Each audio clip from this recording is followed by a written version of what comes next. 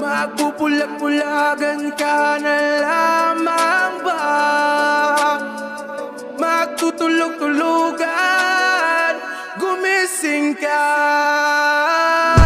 Ito na ang oras para lumaban. Huwag kang umatras pag nasa kapwiran. Panatilihing bukas ang sipan, katotohanan ng ating sandigan. Sa kadiliman, huwag matatakot, pagkat liwanag ang siyang babalot sa ating bayang Pilipinas, sa ating bayang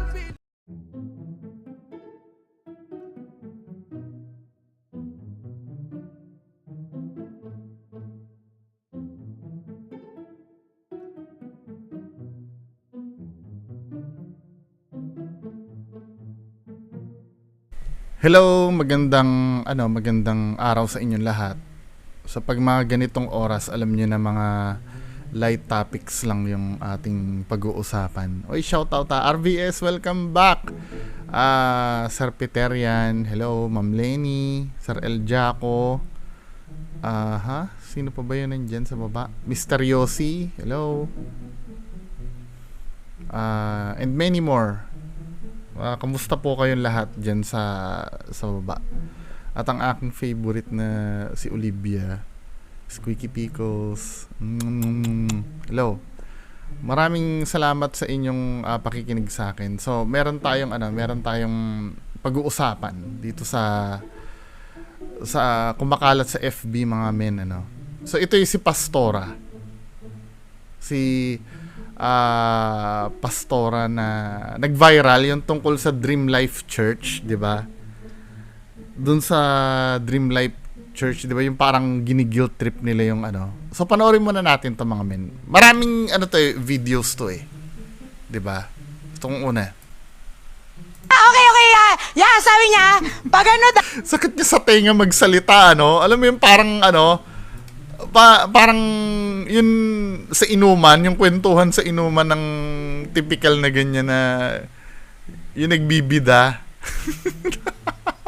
Ganyan yung imagine ko eh. Okay. Sabi niya, pag pagpangit, rape. Pangit yun ang rape sa'yo, pangit. Pero pag pogi, ang tawag, one night stand. May ibang kasabihan tong kapatid ko.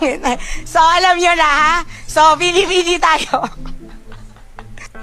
Hindi, nakukuha ko, parang gusto niya magpaka-cool. Kasi, tingin ko ang target audience niya dito mga kabataan eh. Kasi naiintindihan ko nga naman, kung hindi ka mag-aano ng topic na familiar sa mga kabataan ngayon, katulad nun, 'di ba?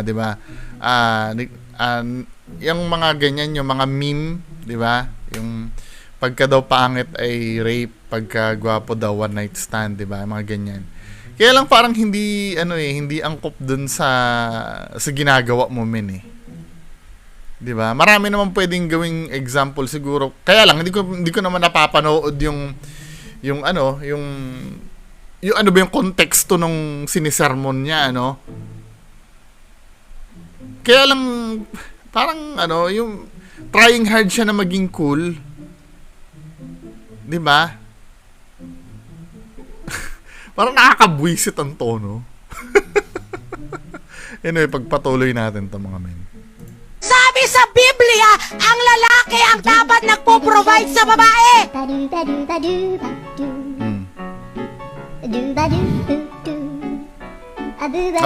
Sabi daw sa Bible, lalaki daw nagpo-provide sa babae. Tapos magpapaligaw ka sa hindi nag-aaral? Hindi tapos ng pag-aaral? Hello? Nakakabwisit yung feeling niya cool, 'di ba? Hindi, doon tayo sa sinabi niya na 'yon. Tapos magpapaligaw ka sa hindi nag-aaral at hindi sa hindi nag-aaral? Hindi tapos ng pag-aaral? Hello? Ito, ang sabi niya, pupuntahan natin yung mga maaaring konteksto nung sinabi niya, Siguro, magpapaligaw ka. Kasi medyo tunog discriminatory, pero pipilitin natin intindihin si Pastora. 'Di ba? Siguro ang sinasabi niya yung sa tamad, 'di ba? Ayaw, hindi nag-aaral eh. When you say hindi nag-aaral, siguro tamad mag-aral, magpapaligo ka sa tamad mag-aral. Pero sa kabilang banda, 'di ba? May may dapat kang malaman eh kung bakit hindi nag-aaral. 'Di ba? Malay mo financial problem, tapos nililigawan ka. O nga naman magko-conflict. Kaya lang syempre 'di ba, parang tunog discriminatory. Hindi ba pwedeng hindi naman ang topic niya kasi yung lalaki magpo-provide. So pag ang ibig niya sabihin, kapag walang capabilities na mag-provide yung lalaki, huwag ka magpaligaw. Yun ang pagkakaintindi ko doon sa sinabi niya. Pero 'di ba, wala namang kinalaman yun doon eh. Bakit hindi ba halimbawa, bilang ikaw ay naging girlfriend mo, hindi mo ba pwedeng i-motivate yung boyfriend mo? Hindi ka ba pwedeng maging instrument ni God para magpursigi yung boyfriend mo? 'Di ba? Parang ang tinuturo kasi ni Pastora, wala nang pag-asa pagka hindi ka dapat, parang ikaw ay may isang sakit, may isa kang taong may sakit, na nakakahawang sakit na wag ka na dapat lapitan pagka hindi ka nag-aaral at hindi ka nakapag-aral. Doon sa hindi nakapag-aral part parang katarantaduhan yun eh. Kasi may mga kilala ako na hindi nakapag-aral pero mga milyonaryo ngayon. Dahil madiskarte sa buhay. Hindi ko sinasabing huwag kayong mag-aral at gayahin mo, pero may mga tao kasi na hindi naman tapos, pero sobrang successful sa buhay. 'Di ba? O let's say ang tinutukoy niya, ang tinutukoy ni Pastora dito, sabi magpo-provide daw dapat lalaki daw nagpo-provide sa family or sa babae. Yun ang sabi ni yes, nakalagay naman sa Bible 'yon, granting, Pero hindi naman nakalagay sa Bible na huwag kang pumatol sa hindi nag-aral. 'Di ba? Mali 'yon. 'Di ba? So ang tinuturo ni Pastora dito, maging gold digger yung babae. Kasi yung role kasi ng babae, let's say nagkaroon ka ng boyfriend na hindi nag-aral o hindi nakapag-aral. Pwede kasing maging instrument ka para matulungan yun eh. Ang unang teaching ni Jesus Christ, 'di ba? Hindi naman unang teaching, ang isa sa mga teaching ni Jesus Christ ay tulungan mo ang kapwa mo, 'di ba? Pwedeng ikaw yung mag-motivate sa boyfriend mo na mag-aral siya, makapagtapos siya. Kung ano nililigaw sa hindi nag-aaral or 'di ba? Ang tinuturo ni Pastora, ang tingin ko kasi maging gold digger eh. So dapat kailangan magpaligaw ka do sa tapos at siguradong mayaman, yun ba? Ang tinuturo nitong pastora na to. Kabulshitan, 'di ba? Kahit saan siya pumunta, para sa akin mali 'yun. Kasi parang tinatanggalan mo ng karapatan yung mga tao na magkaroon ng pag-asa eh. 'Di ba? Okay lang sana na halimbawa, ang teaching mo ay dapat nakalagay sa Bible na lalaki dapat ang magpo-provide, 'di ba? Pwede mo naman sabihin na, kayo, kung may boyfriend kayo na tatamad-tamad, mo sila? Anong tawag dito? I-encourage nyo sila na gawin ang tama. I-motivate nyo sila. 'Di ba? Na makapagtapos ng pag-aaral.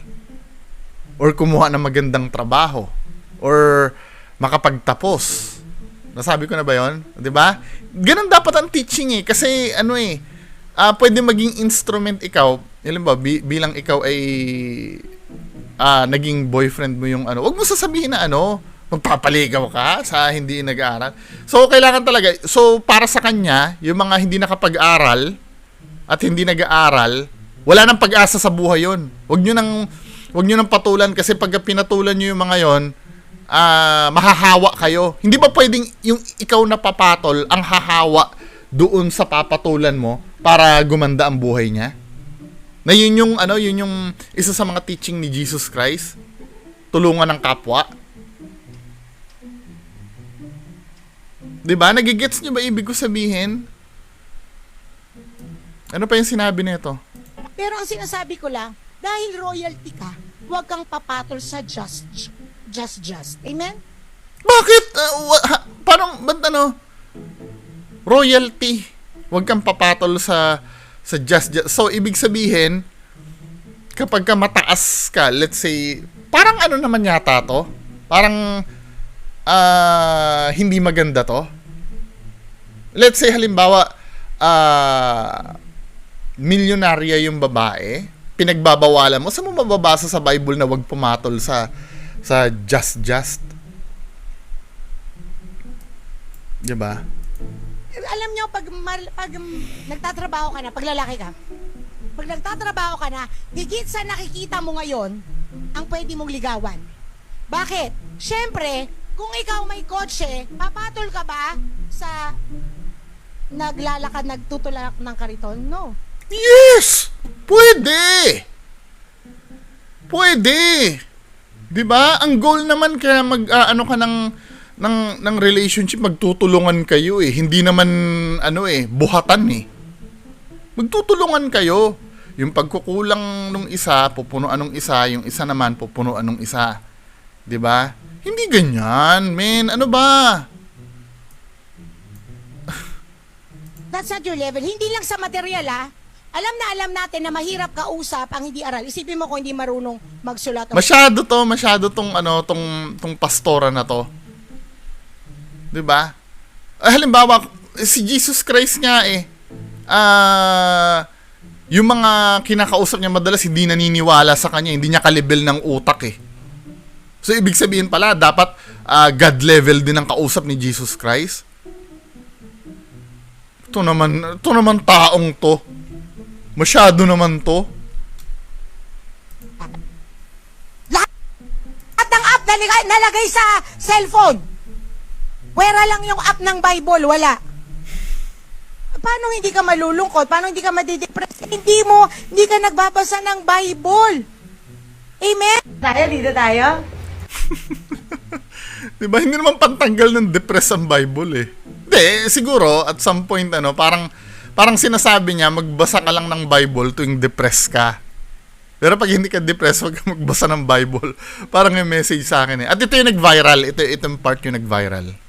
Itong taong to, ang sabi niya, lilipat lang daw siya ng church. Ay, may nilala akong ganyan. Hindi naman daw siya mawawala kay Lord. Ay, dapat talaga yan. Magdi-devotion pa rin naman daw siya. Ay! Magpe-pray pa din naman daw siya. Lilipat lang naman daw siya ng church. Hindi naman daw siya magbabackslide. Ay, may ganun ba? May ganun? Be, matatapos na 2023. Ano nangyari?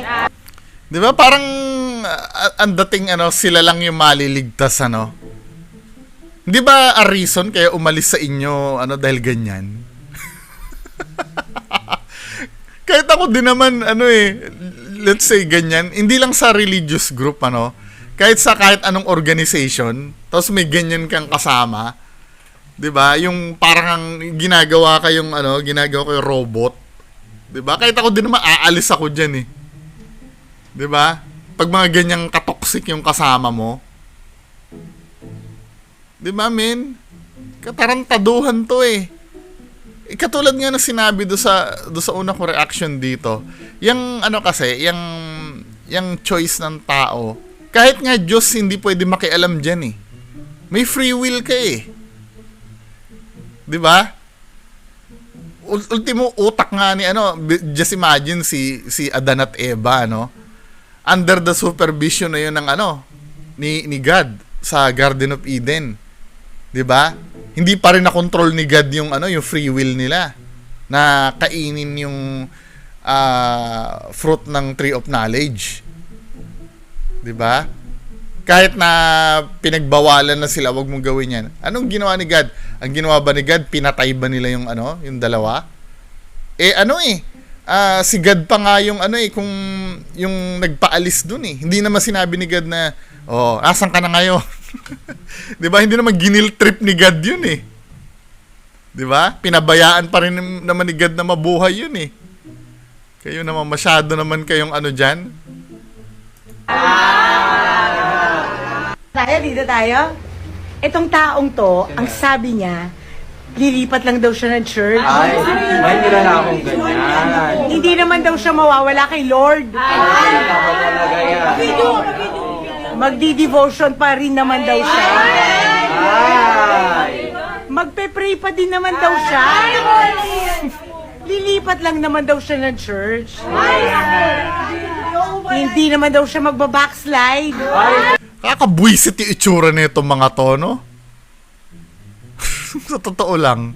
May ganun ba? May ganun? Be, matatapos na 2023. Ano nangyari? Ang ano nila, no? Akala mo kung sino, yung wala. Di ba? Actually nga, yung ano, may mini-mention siya dito, sabi sa Bible daw di ba?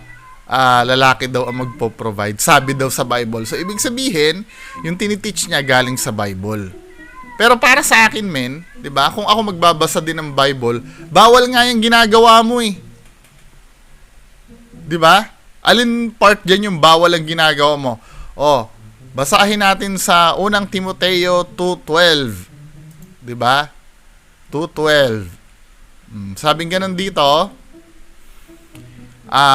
hindi ko pinapayagan ang mga babae na magturo o mamuno sa mga lalaki, kundi dapat silang manahimik. 'Di ba? Yan ang sinabi sa 2:12 eh. Bawal pala kayo eh na magturo o mamuno sa lalaki, kundi dapat silang manahimik, sapagkat unang nilalang si Adan bago si Eva, at si Adan ang nadaya at hindi si Adan ang nadaya kundi si Eva ang nadaya at nagkasala. 'Di ba? Yan pala yung sinabi men eh. 'Di ba? Hindi kayo pinapayagan na babae na magturo o mamuno sa lalaki. 'Di ba? Ang sinasabi naman dito, sasabihin naman ng mga yan, hindi, yung magturo o mamuno sa lalaki pero hindi sa religion. Bakit wala ba lalaki doon sa religion nyo? 'Di ba? O kung gagamitin ko yung ito kasi ang pinag-uusapan dito, faith eh. Huwag nyo akong pipilosopoy na, ba't yung mga teacher nagtuturo, kalimitan mga babae? 'Di ba? Hindi naman mga pastor yun eh. Wala namang kinalaman sa spiritual yun eh, yung mga teacher na babae. 'Di ba? Dito, ang pinag-uusapan kasi dito spiritual. 'Di ba? Kasi nga, ang tinuturo kasi dito, yung utos ng Diyos. 'Di ba? Kasi nga inano niya dito, ginawa niyang example si Adan eh. 'Di ba? At hindi si Adan ang nadaya kundi si Eva. 'Di ba? Ang tinutukoy dito yung tungkol sa utos ng Diyos. Eva ang nadaya at nagkasala. 'Di ba? Yung pagdating sa command ng Diyos, dapat nagtuturo diyan lalaki daw. 'Di ba? Men. Ano masasabi nyo? Kasi minsan nakikita ko yung mga ganito. Meron pa isang video. Same lang ba to?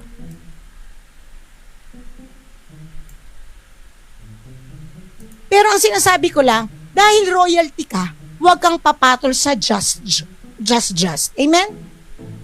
Grabe Talagang bawal pala talaga sa pastora na to na pag ikaw ay mayaman, huwag kang papatol sa mga just. 'Di ba? Discriminatory. Alam nyo, pag nagtatrabaho ka na, pag lalaki ka, So, ibig sabihin pala, para sa kanya, illegal yun,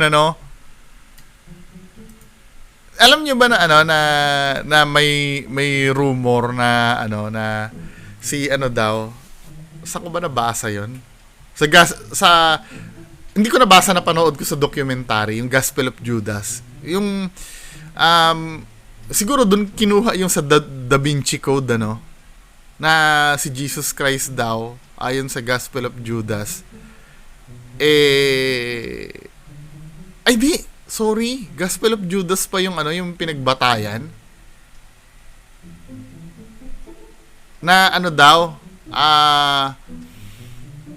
si Jesus Christ ay pumatol kay Mary Magdalene. Di ba si Mary Magdalene, ano yon, prostitute? Di ba? Ibig sabihin, yun nga, si Mary Magdalene nga mismo pinagtanggol ni Jesus Christ yun, di ba? Nung binabato siya. Di ba? Dun sa ano. Alam niyo naman yung mga stories na yun eh. Parang sinasabi kasi ni Pastora na pag ikaw ay ano, pag hindi mo kalibel, wag mong papatulan. Di ba? Hindi pwede. Hindi, para sa akin, interpretasyon ko kasi, since tayo ay equal naman na human being, walang kinalaman kasi yung ano naman, yung level na sinasabi mo naman na yan, pagdating sa pag-ibig, wala naman na yan eh. 'Di ba? Hindi naman hindi nag-i-exist yung level na yan eh. Pwede kasing ang mangyari, kung hindi mo ka-level yung ano, pwede mo siyang tulungan na para maging ka-level mo rin. 'Di ba? Kasi magtutulungan kayo eh. Yung mataas na level na sinasabi mo, I'm so sure wala rin alam yan do sa level na sinasabi mong, hindi ko nagigets eh. 'Di ba? Hindi nag-i-exist ang level sa relationship. Sa ano. Kayo, bahala kayo ano kung makikinig kayo kay Pastora. 'Di ba? So, yan lang po muna. Maraming salamat. Bye-bye.